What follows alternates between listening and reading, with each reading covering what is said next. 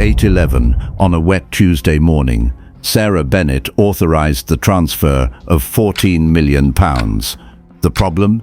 She wasn't the one who stole it. Within 72 hours, the company she'd served for 21 years suspended her. The press called her a fraudster.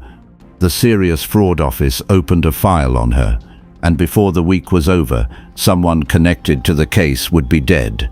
Her daughter Emily stopped reading the news. Strangers online were calling her mother a thief. Sarah didn't steal the money, but somebody wanted everyone to believe she had, and that decision to destroy an innocent woman would prove far more valuable than £14 million. 6 weeks earlier, Sarah made a mistake. A small one, the kind conscientious employees make constantly and quietly fix before anyone notices. She found a flaw in Alderstone Aerospace's payment approval system. Nothing dramatic, just a control that occasionally delayed legitimate transfers. Sarah bypassed it, documented the fix, then got pulled into something else. The formal correction was never completed. Nobody noticed, not even Sarah. Criminals don't always break the door down. Sometimes, with the kind of patience corporate fraud rewards generously, they simply wait for someone to leave it unlocked. At home, Sarah was drowning quietly. Her daughter Emily needed surgery, not urgent, but coming. Sarah had already drained her savings, remortgaged part of her house, sold jewelry her mother left her. She was the person colleagues went to for help, not the one who asked. Nobody at Alderstone knew how close to the edge she stood. Sarah wasn't reckless, she was careful, the kind of person who triple-checked figures before sending them, who apologized for asking too many questions. Colleagues called her thorough. Investigators would later call her something else, predictable. And predictable people, it turns out, make excellent targets for those patient enough to study them first.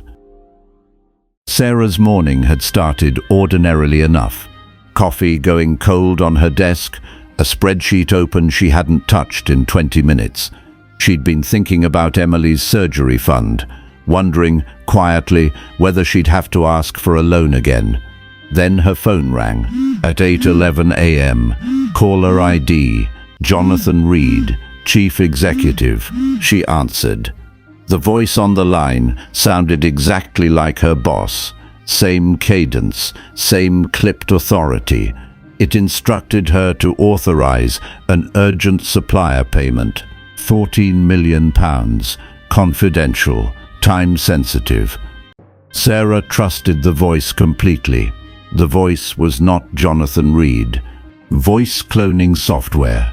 3 seconds of audio is all it needs now, which is, conveniently, about how long most CEOs speak before someone stops listening.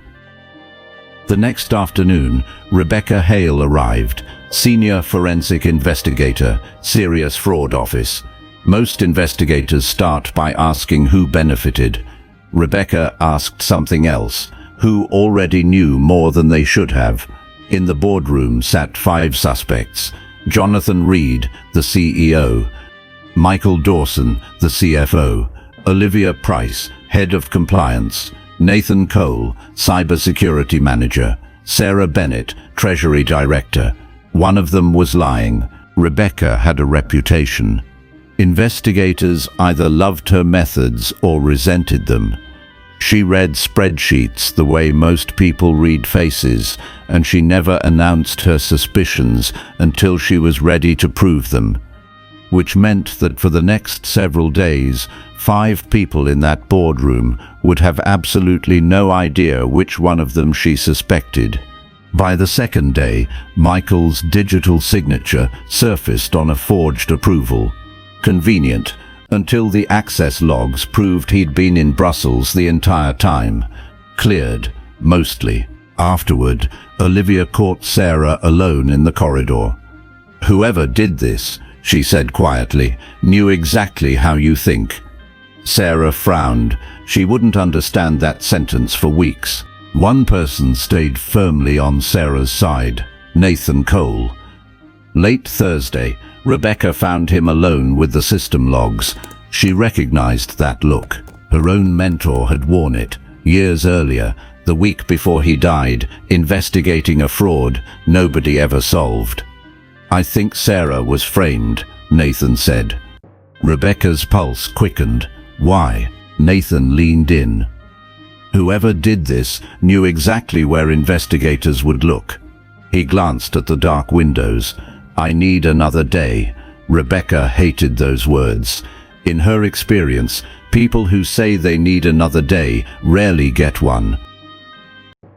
While Nathan reviewed the logs late into Thursday night, Sarah spent the day replaying every conversation they'd had, every glance, every warning she hadn't understood in time.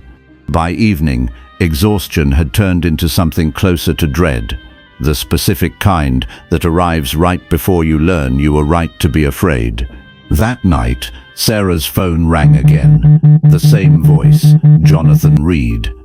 "You're looking in the wrong place," it said. Sarah's blood went cold.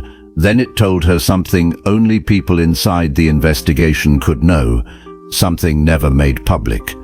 "Ask Rebecca," the voice whispered, "why the dead man had your access card." Click. Sarah stared at the phone, frozen. As far as she knew, nobody was dead. By morning, 6 police vehicles surrounded Alderstone's car park. Yellow tape. Officers speaking in whispers. Rebecca pushed through. A detective handed her a photograph. Nathan Cole, cybersecurity manager, dead. A single gunshot wound, less than 2 hours after telling Rebecca he thought Sarah had been framed. Beside the body, a security access card. Sarah Bennett's, reported missing 3 months earlier. Rebecca had seen death before. She'd never quite gotten used to the second before someone hands you the photograph, that half breath where you still don't know, and then you do. She looked down and felt the ground shift beneath the entire case. Rebecca looked at the card, then at Nathan's body. Nathan hadn't died for the money. He'd died for what he'd found, and suddenly £14 million wasn't the biggest mystery anymore. It was only the beginning.